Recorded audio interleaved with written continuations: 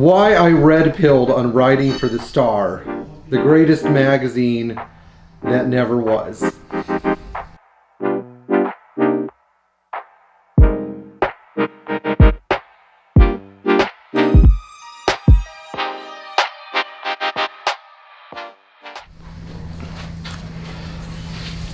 So I know that some people like to use the term red pill to describe something.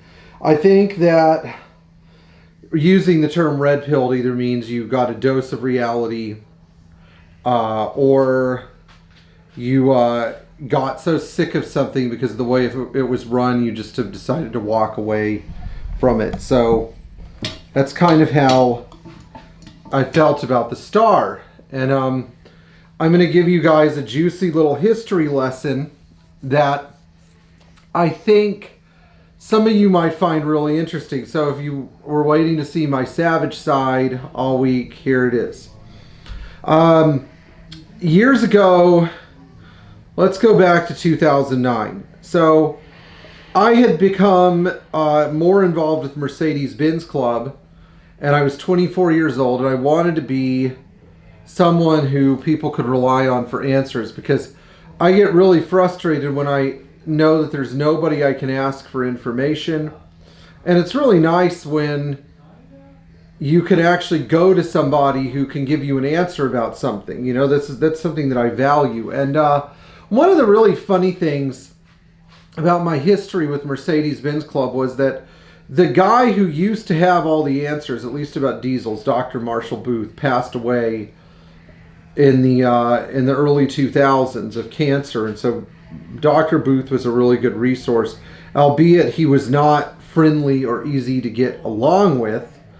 He didn't seem to have a lot of, he didn't seem to dress up his words, but his information was good and was straightforward. And so I said to myself, well, not there's going to be a vacuum here, because again, this is a profitless position. But it would be nice for somebody to carry on his work and become a person who's like a good point of reference with older diesels. So I said, I'm going to try to become that person. So I started doing a lot of coursework with Mercedes Club, particularly at StarTech 2009, where I met my really great friend Bill Walsh when he drove his 300 SDL out there. And I looked at the car and I was like, wow, you know, this is really amazing. I don't even know half of what I need to about this car, because again, I was 24, but I'm really intrigued. And at about the same time, Jim Lukens, who was the previous Star magazine editor, actually, I don't think that Jim did a bad job at all. I still like reading some of the magazines he put out, but he had handed over the reins to our new full-time editor, Gary Anderson. And so Gary, with some hustling at StarTech, offered me a position writing technical articles. And Gary and I got along really, really well. He and I had a good rapport for a while. I mean, I remember I was sitting at a table with him while he was showing me racing videos. But over the years, I think that I was hoping Gary would be more enthusiastic about working with me. I think that Gary just had a lot of work to do in hindsight. And so what he ended up doing was, you know, asking me to do an article or whatever, and I'd send him photos and I'd write an article. But Gary would limit the amount of content that I was allowed to put in an article to like 1,000 words or something like that, or less, 500 words or 750 words. Now, I understand running a magazine is hard work, but I think that magazines should have very long, drawn-out technical articles if they're a car club magazine, so that members of that car club extract value from the magazine by being able to maintain their classic cars. So therefore, I look at Porsche Club's magazine, Panorama, and be like, oh, they have like a 10-page article on adjusting Solex carburetors and rebuilding them or whatever. Great. Why can't we have the same thing in MBCA? So years later, Gary finally let me write a full-length article on D-Jetronic injection. And it's really funny because my understanding of D-Jetronic has changed over the years. I wouldn't say it was wrong 10 years ago, but I would say that D-Jetronic has become a more fully understood system by me and like-minded enthusiasts, I think, much better than it was 10 years ago. And that would have been about when I was 26 or 27. So Gary, sometimes if I press, he'd let me publish an article I wanted, but his focus on the Star was making it a really glitzy, cute, coffee table-esque publication, which I guess there's nothing wrong with that. But I had become so frustrated with this concept of a magazine because it did not echo what the Star used to be. So then I set my sights elsewhere. I said, the situation isn't going to improve. That's when I began to rapidly pursue a career with sports car market. Now, I had seen Gary write Mercedes articles for SCM, and he did not do the cars justice. Some of you who are SCM readers probably remember Gary's formulaic articles. There are probably going to be like 5 or 10 of you watching these videos, hopefully a few more, but the profiles were utterly forgettable, and that's why I said what I said. You will get roughly 800 words out of Gary about why whatever car was bought or sold was a bad deal, how it needed too much work, how the buyer was probably optimistic, and some very dismal assessment of the car, which, great. Okay, we all know that sometimes we make bad decisions, but talk about the car for God's sake. Show us you know something. And that was how I felt. So in 2015, when SCM generously let me cover the Bayonne sale at Art Curiole in Paris, I decided that was my in. I said, I'm going to pick a car and write a mock profile of it. So I wrote a mock profile of the 1963 300 SE cab that they had offered at that sale. And I felt so good writing that thing. I felt like that was my calling, and I love to write. It's great. It's a lot of fun. It's very cathartic for me. So as soon as Chester saw it, he said, okay, maybe we can work with you. Chester was my editor at Sports Car Market. But he also casually asked me if I could notify a certain person that I was going to be writing the Mercedes profiles. Now, granted, I don't think Chester had any clue how I was going to do this. When he said notify, he basically meant just let Gary know. But I happened to see Gary in person in March of 2015 at Amelia Island. And we were both parking in the press lot. And I was walking with him to the Mercedes field back when, life was really fun and good, and, everything was normal and cheerful between he and I. And then I said, I've got something to tell you, Gary. I really, really want to write the Mercedes profiles for Sports Car Market. And he goes, well, that's a paid gig. And he's kind of looked at me like, they're never going to accept you.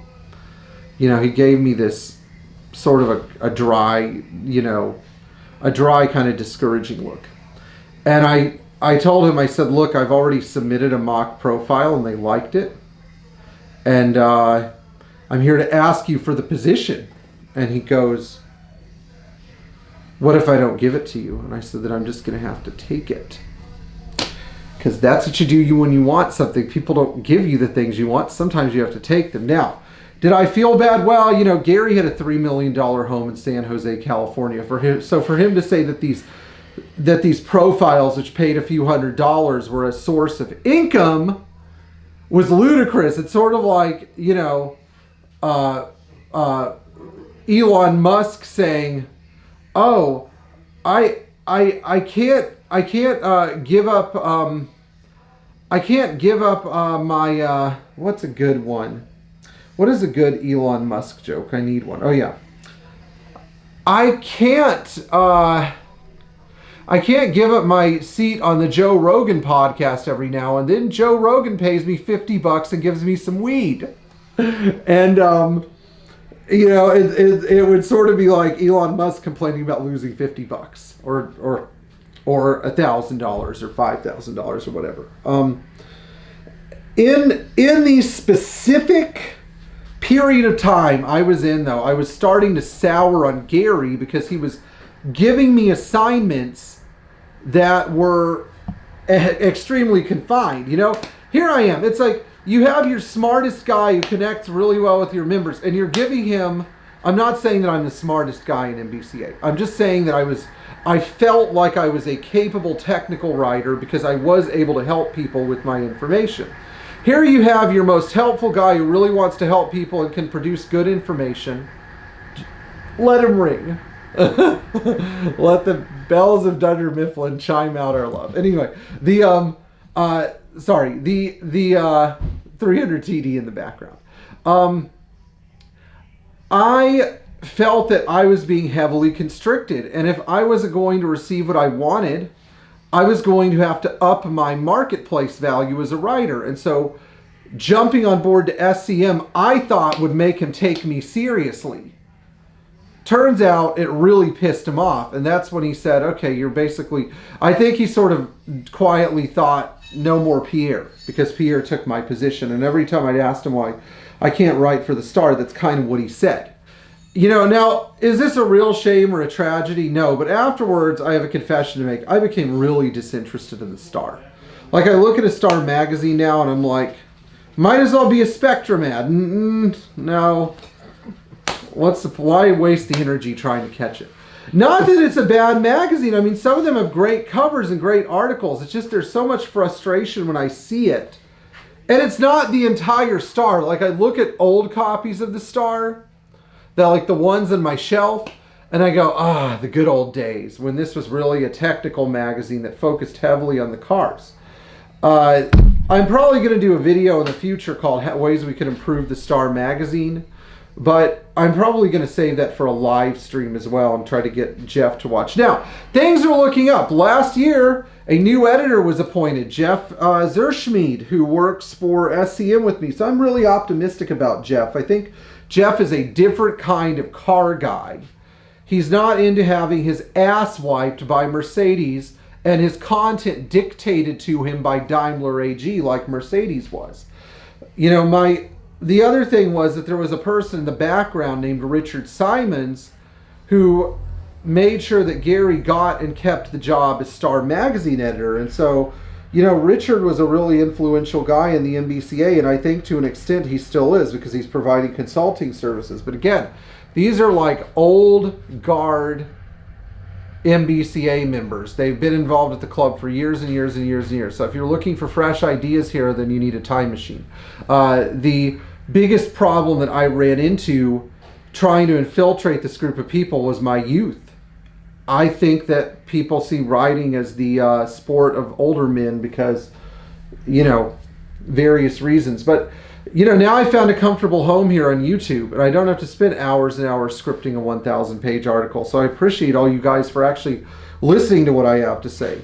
Am I ever going to write for the Star again? If Jeff asked me to write for the Star, I would, and I probably will. I'm probably going to do some technical articles with photos on our YouTube or on our Zoom live call topics so that people have a window or a recap or something. So the thing's not totally out of the question. I think Jeff is a different editor. He's all about getting the product out there, not about putting forth an agenda or a look or a theme.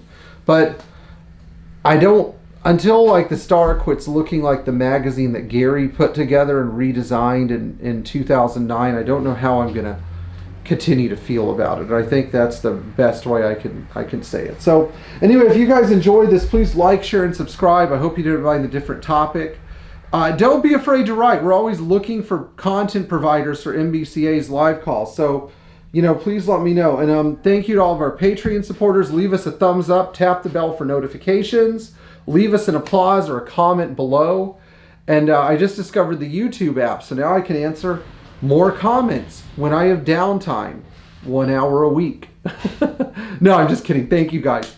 And I'll see you next time on the best Classic Mercedes channel on the web.